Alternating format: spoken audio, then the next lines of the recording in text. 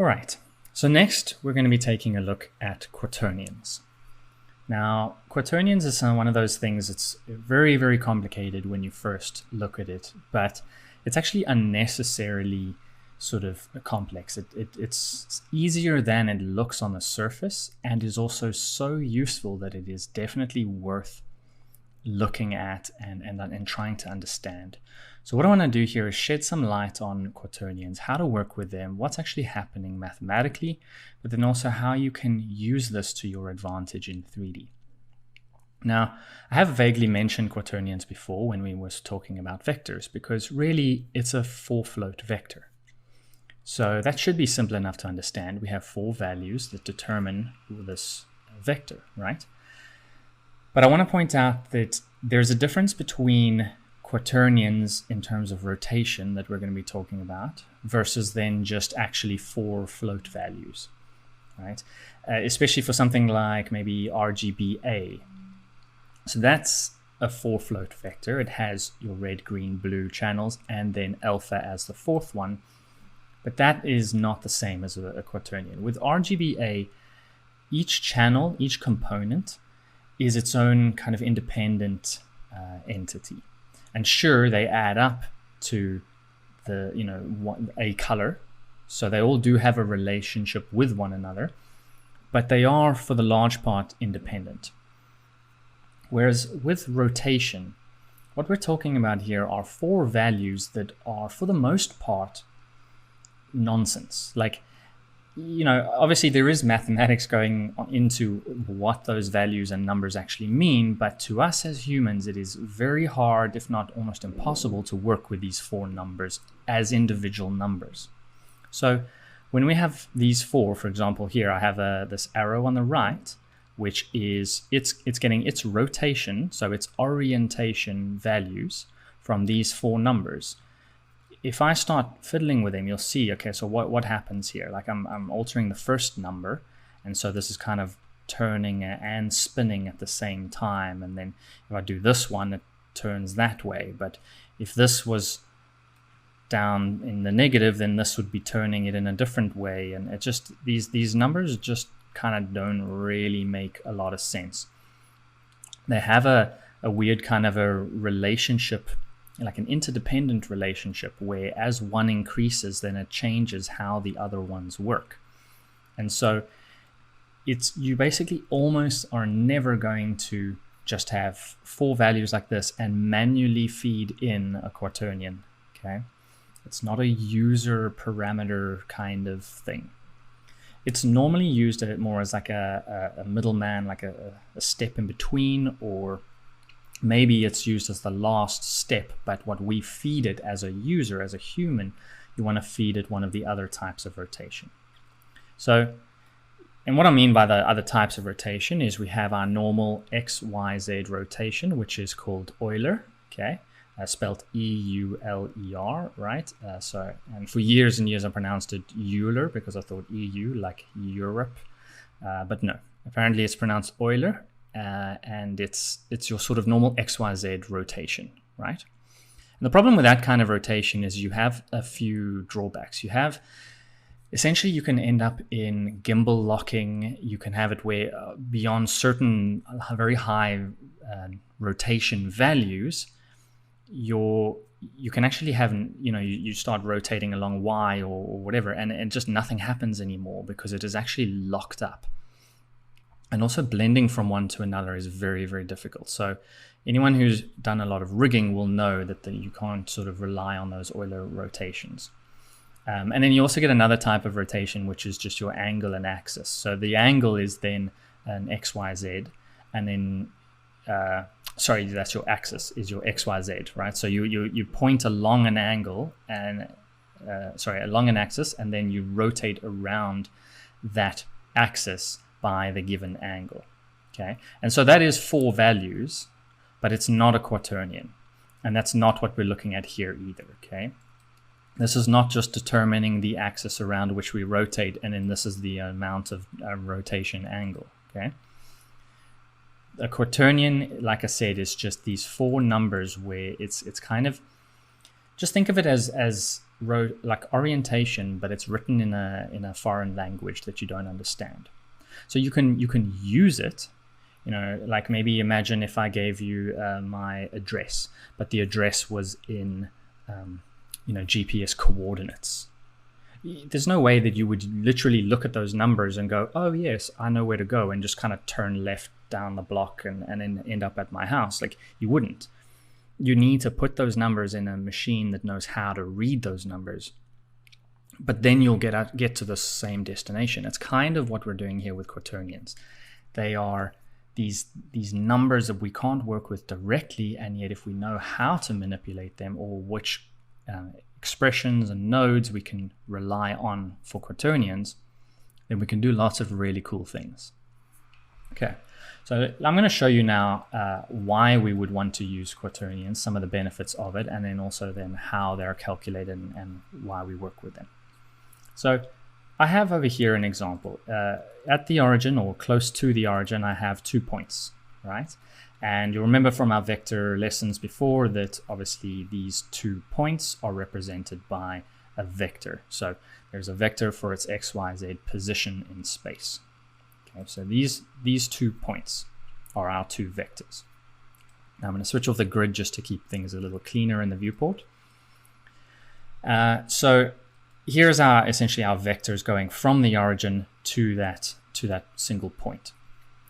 And if we want to blend between 2 vectors, so we go, okay, I've got one position, I've got another position, and I want to blend from one to the other. In other words, a blend target. Okay, so this is how we would do blend shapes, or just sort of have a target going from one position to another.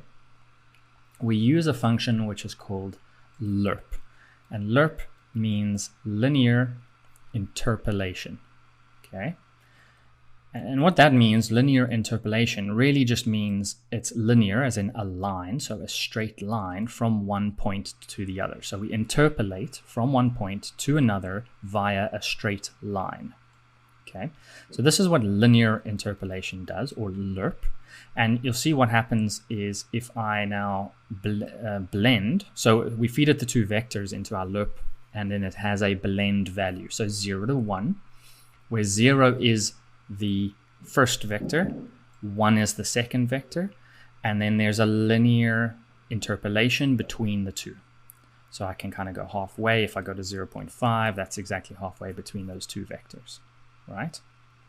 So this works perfectly fine if this is the sort of result that we want. If we're wanting to blend between different positions, or sort of just anything where linear will work for us, then this is great. Okay, and we use this all the time. The problem comes in if we use this for rotation or orientation.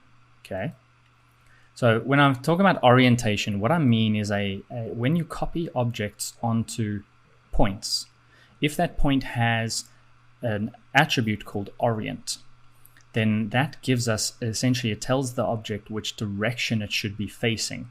Now, if we don't have orient, it will then use normals or velocity. There's kind of like a hierarchy of what it will use, okay? So if you have no normals and you have no orient, but you have velocity, so you've got a moving particle, then the object will use velocity as a sort of a vector to orient itself, and it will assume that the up is 0, 1, 0, so up on y, okay? So it makes a few assumptions if we don't give it all the information. But if we feed it a correct orientation, which is a quaternion, then it will, it'll correctly orient itself. Now, in this case, I'm not giving it a full orientation, a full quaternion. I'm giving it just a normal, essentially. Okay, so I'm giving it this blue point is the normal. So I'm pointing at that. It's assuming that up is up. And you'll see that this arrow that I've created over here has a little notch on the top so that you can see which way is up. And then we can also see which way it's facing. So as I blend, it keeps pointing directly at that sphere, okay, at this point. And it doesn't, because we're using it for orientation, the distance to the point doesn't really matter, okay? the normal is normalized. So whether it's really far away or really close, doesn't matter. It's not like it's going to cause this arrow to scale down and just touch so that the tip of it is always touching this point. When it goes beyond the reach, it still just points at it, okay? So we really are talking about just orientation, not scale at all. Now, what you'll see is there are a few issues with this.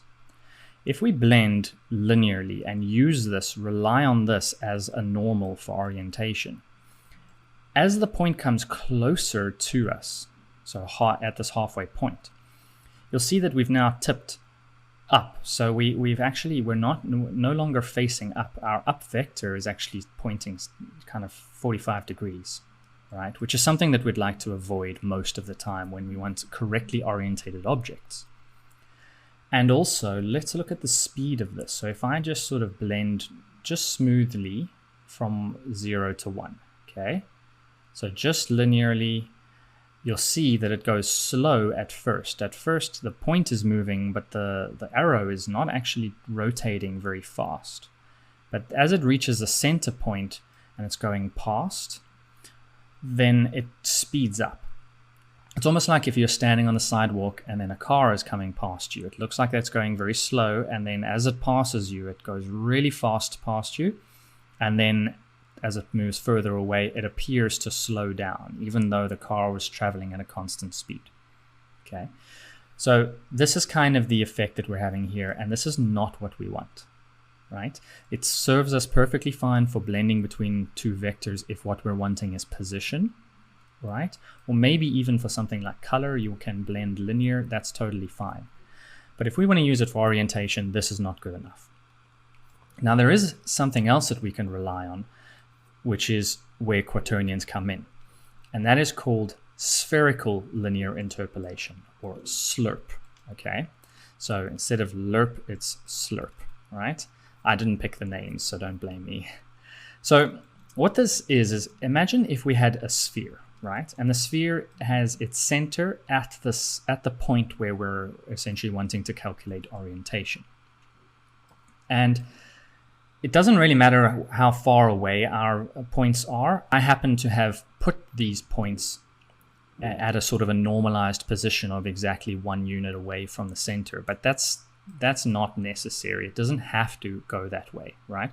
It could be further away, because either way, when we're calculating our orientation, we're using normalized vectors anyway, so we're trimming the vector back to exactly a 1 in order to calculate the rotation.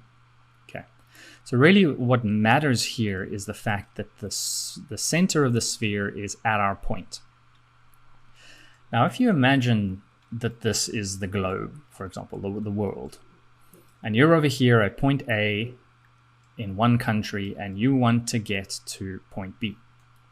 Now, if you took a direct flight, so the shortest distance, most linear flight you could get from this country to this country, you wouldn't be traveling along this blue line. You wouldn't be going literally through the center of the Earth, right? Even though that's the straightest, sort of the shortest distance, the straight line, but actually we can't go through the center. And so our straight line would be going around the Earth, but on the sort of shortest arc. And this is where we rely on spherical linear interpolation. So if we activate this, you'll see here that we now have this line going from point A to point B, but it's going in an arc. And that arc is centered around the center point of our orientation.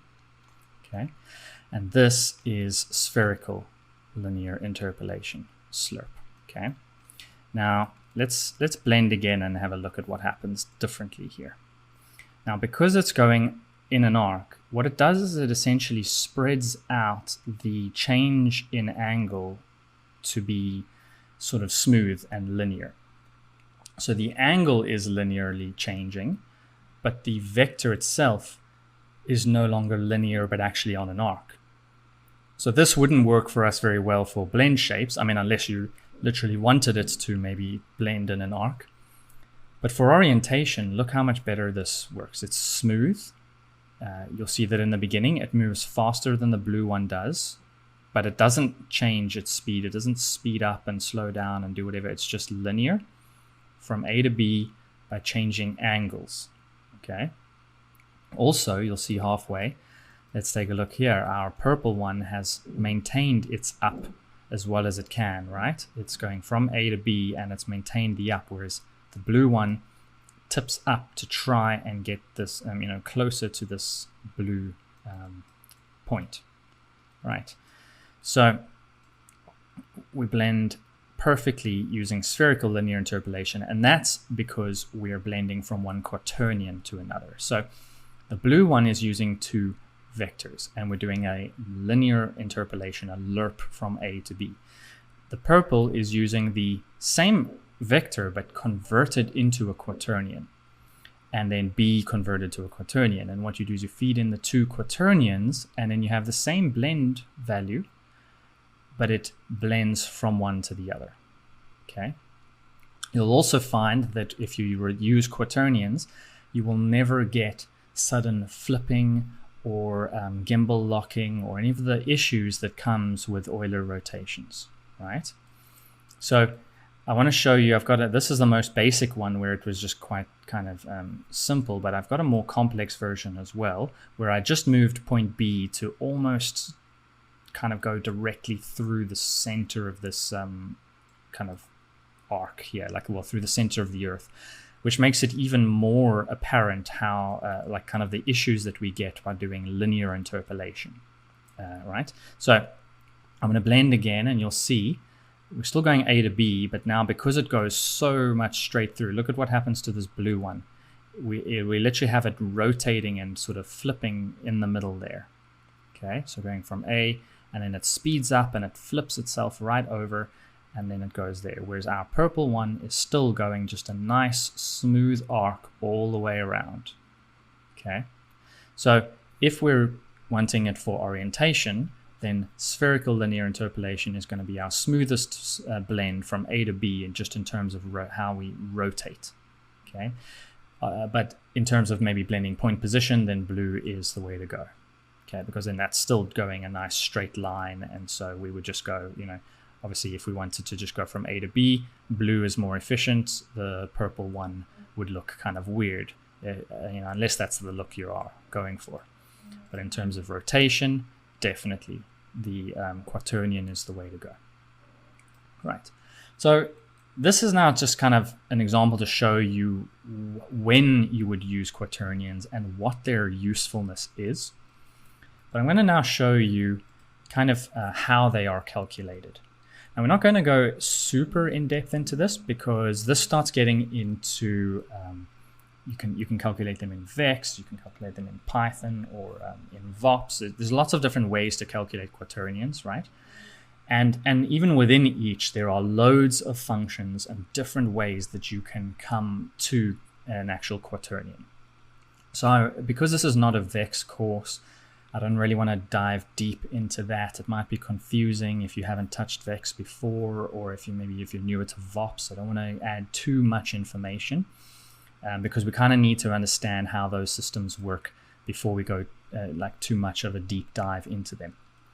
But just so that we can kind of talk about how you can get there, because obviously, if you're going to want to use these quaternions and what you've learned in this lesson, you'll need to calculate it. So I'm going to show you the simplest way to calculate a quaternion.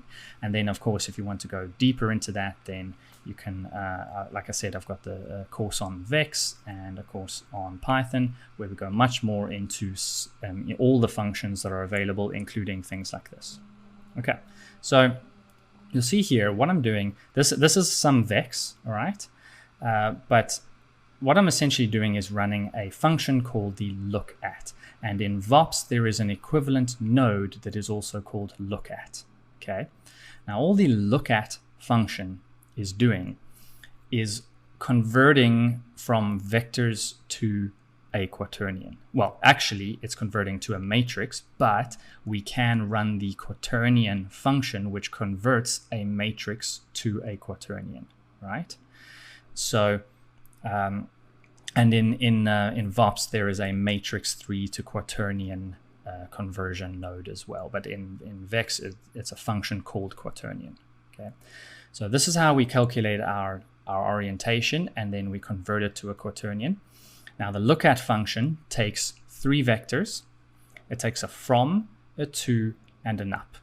Now this gets very confusing. It's a very simple function, a very simple node if you're doing it in VOPs, but it becomes very confusing and a lot of people struggle with it. So I wanted to use our same example here and show you what this is referring to so that you know which vectors to feed into your from, to, and up. Okay, so your from is the pivot. Okay, this is the center point of essentially the sphere, right? So, you know, and you can obviously blend between 2 quaternions that do not share the same from, right? But then it's going to blend between their 2 center points. So if we're calculating this, for example, A, we have a from, which is at the center point of that rotation. In this case, it happens to be at the origin, 0, 0, 0.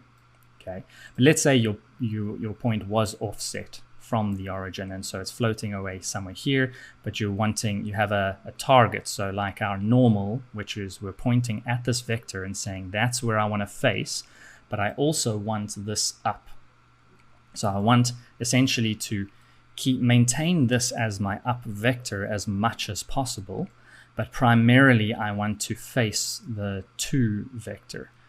But the from vector is very, very important because it's the center point of this sphere for calculating the orient.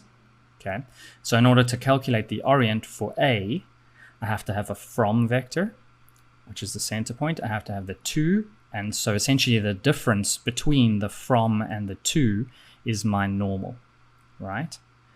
And then the up gives us, like you saw, without the up, it would then sort of flip or turn upside down. But if we feed it this up, then it tries to maintain it. So instead of, for example, the spherical linear interpolation going up across the globe this way, because we have an up, it's going to try to essentially rotate around this way around the Earth, therefore maintaining the up vector as well as getting the shortest sort of spherical linear interpolation line from A to B. Okay, so for our B vector, it's the same thing. We have the same from, we have the same up vector, but we have just a different to. And so we use the look-at function to calculate the orientation of this vector. We use the look-at function to calculate this vector, and now we have 2 quaternions. Okay, assuming that after we calculated look-at, we took that matrix and converted it to a quaternion. And I'm storing that as orient. Now, for any of those of you who do use VEX, quaternions get stored with a P. So like how V typecasts as a vector, P is quaternions. Don't ask me why P specifically and why not Q, but it is P. So it's P at orient will give you a quaternion. And this is an attribute that is understood by Houdini, the same way that p-scale is understood by Houdini as a scale, a uniform scale of each point copied onto it, right? Orient is understood as a quaternion that gives orientation. And as long as you have orient, it will ignore your normals, it will ignore velocity, it'll ignore up. So those are sort of the lower down the hierarchy. The most important thing that it will look at is quaternion. And so if you have an orient, it will ignore the others and use the orient as the rotation for your object. And then, because we have 2 different orients, all I'm doing is feeding them both in to a spherical linear interpolation, so a slurp. The function in VEX is called slurp. The node in VOPs is called spherical linear interpolation. And you can just blend between 2 quaternions and it'll give you a nice smooth blend like we saw over here. Okay, so just from A to B, nice and smooth. Okay.